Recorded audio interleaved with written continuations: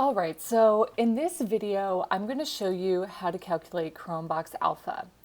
Cronbach's alpha can be calculated using a function from the psych package. So if you haven't already, be sure to watch the video where I explain how to install and activate the psych package. So Cronbach's alpha is a measure of reliability. It's a specific measure of reliability that gives us an indication of the internal consistency of a bunch of items that are all measuring the same underlying thing. So oftentimes when we're measuring psychological, social phenomena or traits, we're going to have multiple items that all kind of tap into the same idea that we're trying to assess. And the reason why we do that is because we want to make sure that we're actually measuring the entire content domain of the construct. So we're measuring the whole idea of the construct, and we're adequately capturing every nook and cranny of it. And then we also want to even out any random error that might influence a person's response on an item. So if a person maybe isn't really paying that much attention at one point in time, maybe they give a weird answer to one of the survey items that isn't really reflective of their standing on this construct that we're trying to measure. If we measure multiple items, or we use multiple items to capture this construct we're interested in, then those random fluctuations will probably cancel out. So I don't know if you've tried to take a survey before. You probably have. You've probably noticed you answer a lot of questions that kind of seem to get at the same idea. They're kind of similar to each other. And this is why we're trying to get out these random bits of error or just random fluctuations in how people respond. And then we also want to make sure we're really measuring what we think we're measuring by sampling this idea that we're trying to measure. Okay, and so all the items, we want to make sure that they're tapping into the same underlying construct. So in our example, we're going to be talking about extroversion.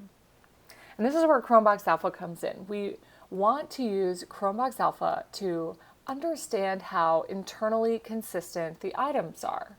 So we want to know that the items are all measuring extroversion. We're not accidentally writing some survey item that is measuring something totally different.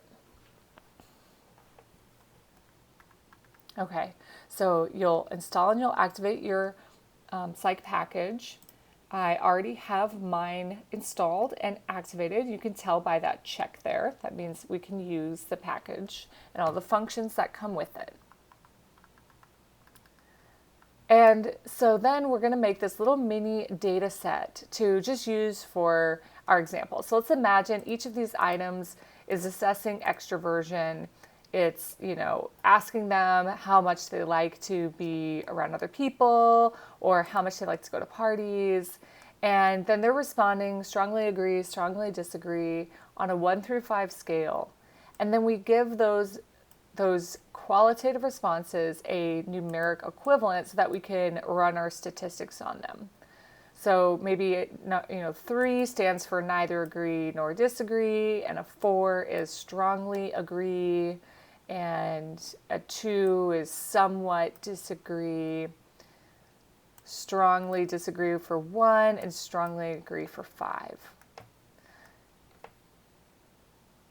So just a refresher, that's a Likert scale that we're using here. It's very common in the social sciences. So we'll run this code, and you can run all of it together actually. And it doesn't look different for me because I already had these vectors, but for you, you will see some vectors pop up over here. So that's all we're doing. We're just creating 5 vectors, and then we're going to merge them together into a data frame that we're going to call scale 1. So scale 1 is our object, it is the type of object it is a data frame, and it's a data frame created out of merging these 5 vectors that we just created: item 1, item 2, item 3, 4, and 5. Okay, so again, I think I already had it over there, but if you didn't, it'll show up for you. You can run this code to check our handmade little data set here, and you'll see it looks like it worked.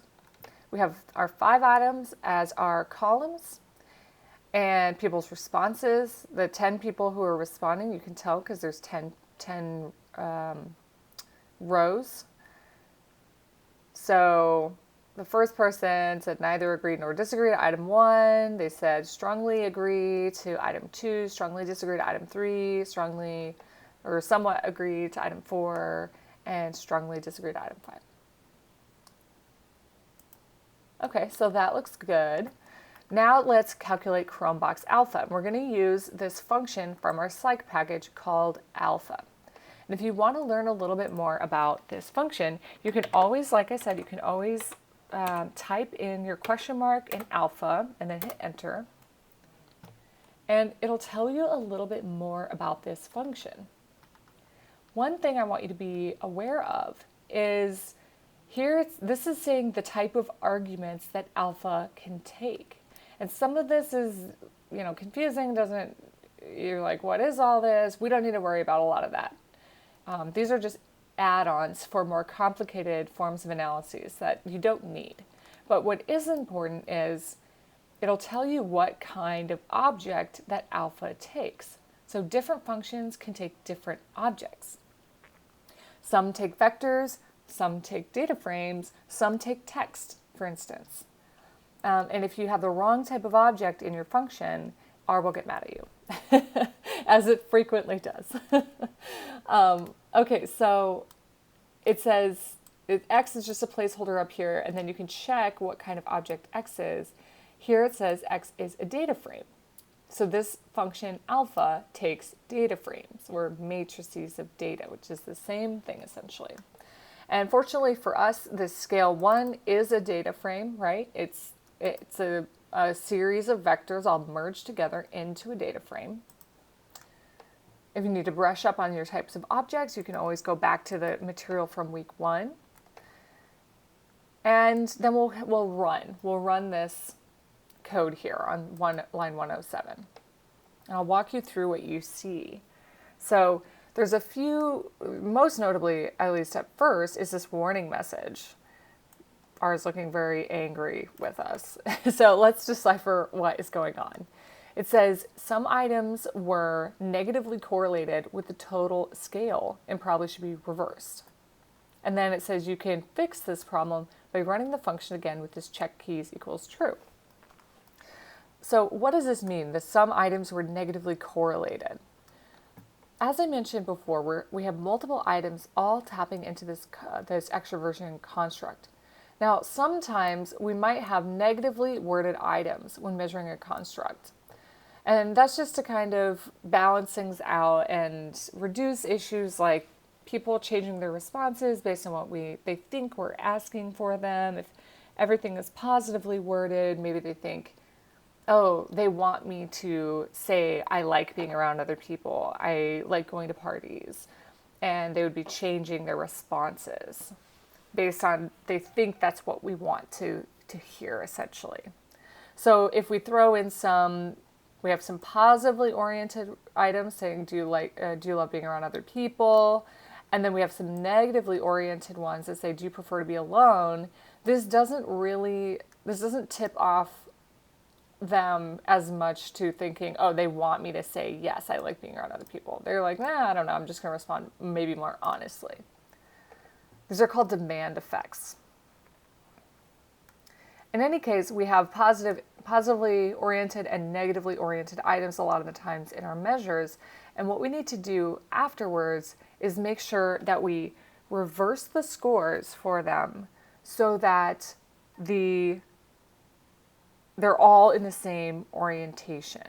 So a person who would say, do you love being around other people? And they would say, oh my gosh, yes, I love being around other people. They're going to score really high on that item. Now, they would see this item and say, do you like to be alone? And think, no, that sounds horrible. I don't want to be all on my own. I love being around people. So they're going to score really low on this item here. And then we need to correct for this change in orientation. We'll have to change the scores to be the mirror opposite for this item here. So what R is doing is basically detecting that we didn't change our scores, and that is causing, if we look up here, an extremely low Cronbach's alpha. So this raw alpha is our Cronbach's alpha value. And normally we want it to be 0.7 or above. That's just sort of the norm for the social sciences. So 0.17 is terrible. And it's saying it's probably because there's negative scores. Now, if we look at our data, you can actually see which ones are probably the negatively scored items. So this person is like medium on item 1, very high on item 2, and then they're really low on item 3 and really high on item 4 again, and then low on item 5.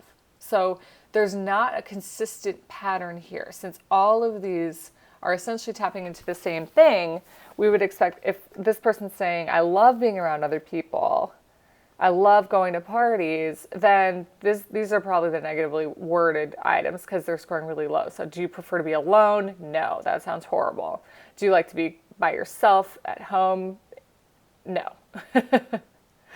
And you can see the same pattern here. This person scores high on item 1, high on item 2, low on item 3, high on item 4, and then low again on item 5.